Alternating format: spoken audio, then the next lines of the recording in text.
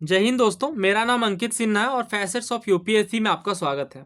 तो UPSC CBI के paper की चर्चा हमने करी थी, काफ़ी सारे क्वेश्चंस हमने कवर किए थे, बट इकोनॉमिक्स के कुछ क्वेश्चन रह गए थे, तो उन्हें हम आज इस वीडियो में कवर करने वाले हैं। तो उम्मीद है आपने इनके बाकी लेक्चर्स को कवर किया होगा और आपको बेनिफिशियल लगा होगा। तो काम आपसे एक रिक्वेस्ट रहेगी कि आप जब वीडियो में आगे बढ़ें तो प्रत्येक क्वेश्चन में आप वीडियो पॉज करें और खुद से आंसर देने का पहले प्रयास करें। देखिए क्या कहा जा रहा है कि न्यू डेवलपमेंट बैंक के कौन से फाउंडिंग मेंबर में कंट्री शामिल नहीं थी। फाउंडिंग मेंबर का मतलब क्या है कि जब न्यू डेवलपमेंट बैंक बन रहा था तो उस टाइम पे कौन कौन से देश शामिल थे। ये नहीं कि बाद में जुड़े, वैसे हमें नहीं आंसर में इंक्लूड करना है। ऑप्शन हमारे पास इंडिया, चाइना, रसिया या बांग्लादेश। तो न्यू डेवलपमेंट जो बैंक है यह ब्रिक्स कंट्रीज के द्वारा इस्टेब्लिश किया गया था। ब्रिक्स का मतलब बखूबी समझते हैं। 5 देशों का ये समूह है, अभी भले ही नंबर बढ़ गए हों बट 5 देशों का ये समूह है मुख्यतः, जिनमें ब्राज़ील, रसिया, इंडिया, चाइना और साउथ अफ्रीका शामिल है। ये जुलाई 2014 में गठित होती है और जुलाई 2014 में जो सेशन रहता है, सिक्स्थ ब्रिक्स का सेशन रहता है, कहाँ पे? फोर्टाजेला, ब्राज़ील में। तो इसी जगह पर न्यू डेवलपमेंट बैंक को क्रिएट किया जाता है, एस्टेब्लिश किया जाता है। आइडिया क्या रहता है? वही रहता है कि मतलब फंडिंग वगैरह मिल पाए, ब्रिक्स कंट्रीज को कहीं दिक्कत ना आए और इससे इकोनॉमिक डेवलपमेंट को बढ़ावा मिल सके। तो चूंकि हमने देखा कि जो ब्रिक्स के ओरिजिनल मेंबर्स हैं, जो 5 कंट्रीज ने शामिल करा, तो उस टाइम पे जो है वो न्यू डेवलपमेंट बैंक क्रिएट होता है, जिसमें ब्राज़ील है, रसिया है, इंडिया है, चाइना है, साउथ अफ्रीका है, बट बांग्लादेश नहीं है। तो आंसर क्या होगा? Option D.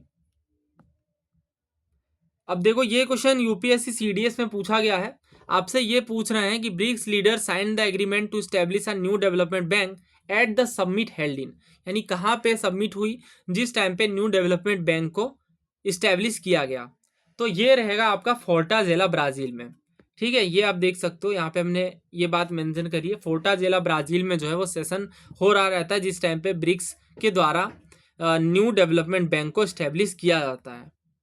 और भी कुछ क्वेश्चन हैं, जैसे इस क्वेश्चन में अगर आप देखो तो ये पूछ रहे हैं वही चीज़ कि which of the following statement with regard to new development bank BRICS formally refer to BRICS development bank. तो पहले नाम रहता है ब्रिक्स डेवलपमेंट बैंक, कौन सा करेक्ट है? तो देखिए 15-16 के क्वेश्चन है, तो उस टाइम पे काफ़ी चर्चा में थे, तो करंट अफेयर्स एसोसिएट करके पूछ रहे हैं और एसोसिएशंस वैसे खास तौर से पूछे ही जाते हैं एग्जाम्स में।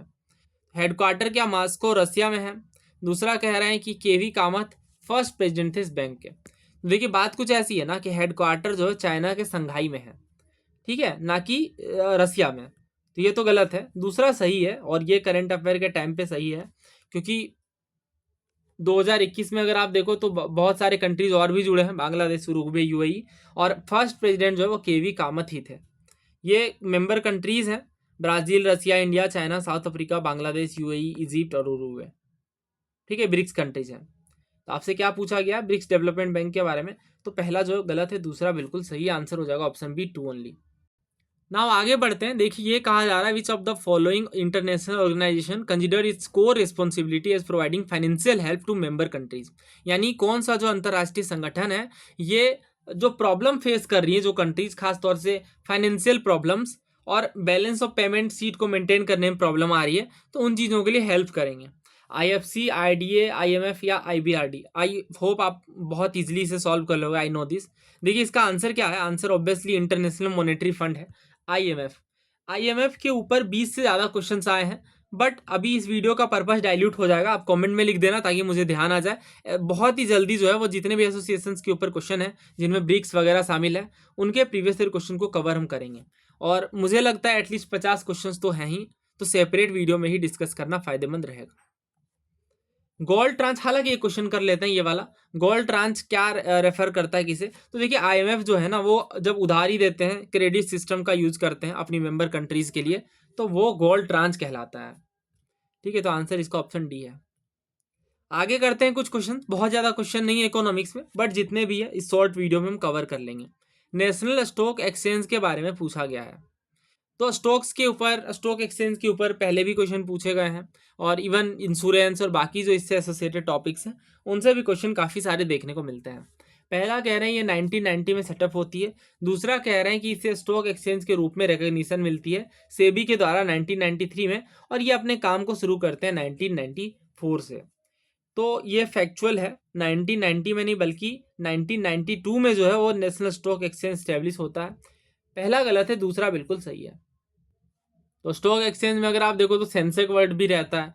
तो सेंसेक्स वर्ड क्या दिखाता है, ये जो ओवरऑल राइज रहता है शेयर्स में, ठीक है, जो जो कंपनीज रजिस्टर्ड है बॉम्बे स्टॉक एक्सचेंज से, उनके जो शेयर्स की वृद्धि होती है, शेयर जब बढ़ जाता है तो वो सेंसेक्स कहलाता है।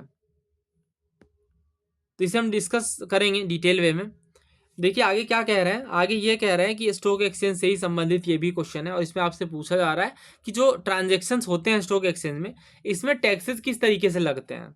जैसे मान लीजिए स्टॉक एक्सचेंज है, लेट सपोज ये बॉम्बे स्टॉक एक्सचेंज है।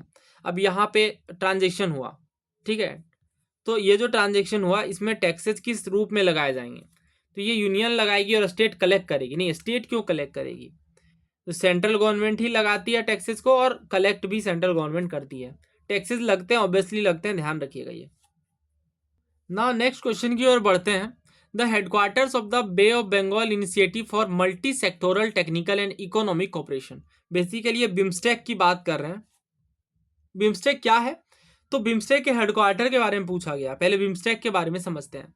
देखिए ये जो बे ऑफ बंगाल इनिशिएटिव, तो आप समझ लो बे ऑफ बंगाल वाले एरिया से संबंधित होंगे। इनमें कौन कौन से देश शामिल है, इनमें Bangladesh, Bhutan, India, Nepal, Sri Lanka, Myanmar, Thailand, ये देश जो है वो शामिल है। 1997 में स्टैब्लिश हुआ है। ईयर ध्यान रखिएगा, स्टेट पीएससी में ऐसे क्वेश्चन पूछे जाते हैं। तो बिम्स्टेक का क्या एम रहता है, इकोनॉमिक डेवलपमेंट, ऑब्वियस सी बात है, सोशल प्रोग्रेस, कोऑपरेशन हो, ये सब चीज़ें हैं। हेडक्वार्टर कहाँ है, तो ढाका में है।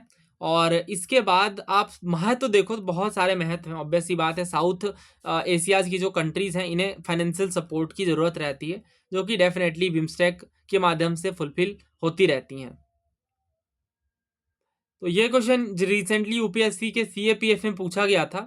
मेंबर्स कौन कौन से हैं बिम्स्टेक के, तो बांग्लादेश, भूटान, नेपाल, इंडिया, श्रीलंका तो है ही, साथ में अच्छा इसमें क्या क्या है, बांग्लादेश, भूटान, नेपाल, इंडिया, श्रीलंका, थाईलैंड और म्यांमार। हाँ बिल्कुल सही है ये, ठीक है। तो आंसर क्या होगा इसका, ऑप्शन बी।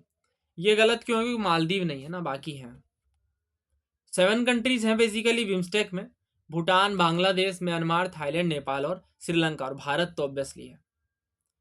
तो ये देखिए मेंबर कंट्रीज हैं, अगर आप ध्यान से ऑब्जर्व करो तो ये वाला एरिया, ये पूरा एरिया, ये आप देख सकते हो, ये बिम्स्टेक की कंट्रीज हैं। देखिए पाकिस्तान नहीं है, ऑब्वियसली पाकिस्तान नहीं है। और अगर आपसे पूछे कि क्या सारे बॉर्डरिंग कंट्रीज जो हैं इंडिया के वो बिम्स्टेक का पार्ट है, तो गलत होगा डेफिनेटली। ना आप इस क्वेश्चन को अटेम्प्ट करिए।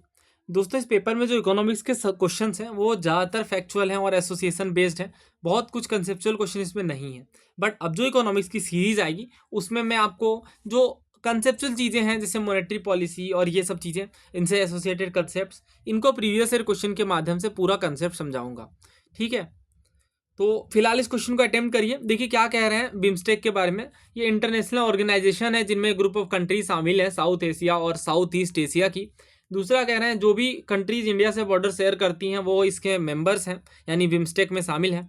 तीसरा कह रहे हैं कि बांग्लादेश, इंडिया, श्रीलंका और थाईलैंड ये ओरिजिनल मेंबर थे इस ऑर्गेनाइजेशन के। तो देखिए हमें पता है कि सारी कंट्रीज नहीं ना, पाकिस्तान वगैरह कई सारी कंट्रीज हैं जो इंडिया से बॉर्डर शेयर कर रही हैं बट इस ऑर्गेनाइजेशन का पार्ट नहीं है। तो सेकंड को एलिमिनेट कर दीजिए। और बांग्लादेश, इंडिया, श्रीलंका और थाईलैंड, क्या ये ओरिजिनल मेंबर्स थे, तो बिल्कुल है। और अगर आप देखो इनिशियली तो ये बिम्स्टेक था, ठीक है, बट बाद में म्यांमार आते हैं तो ये बिम्स्टेक बन जाता है 1997 में, जब म्यांमार जुड़ता है तब, ठीक है। बट इसमें जो थाईलैंड है वो ओरिजिनल मेंबर है, श्रीलंका, इंडिया सारे ओरिजिनल मेंबर्स हैं, ठीक है। बाद में सिर्फ मेहमान का इंक्लूजन होता है। तो आंसर क्या हो जाएगा, ऑप्शन बी 1 और 3, ठीक है, ऑप्शन बी यहाँ पे करेक्ट है। तो ज़्यादा कुछ डिस्कस करने को है नहीं, इतने ही क्वेश्चंस थे इकोनॉमिक्स के। और जो मैंने टॉपिक बताया वो मैं जल्द ही कंप्लीट करूंगा और बहुत ही जल्द हम सीरीज़ को स्टार्ट करेंगे। और जैसा कि मैं नहीं चाहता किसी भी सब्जेक्ट का कोई रिसेंट वाला पेपर रह जाए, तो एटलीस्ट जितने भी सब्जेक्ट्स हैं उन्हें हम 1 बाय 1 कवर करेंगे ही। धन्यवाद, जय हिंद।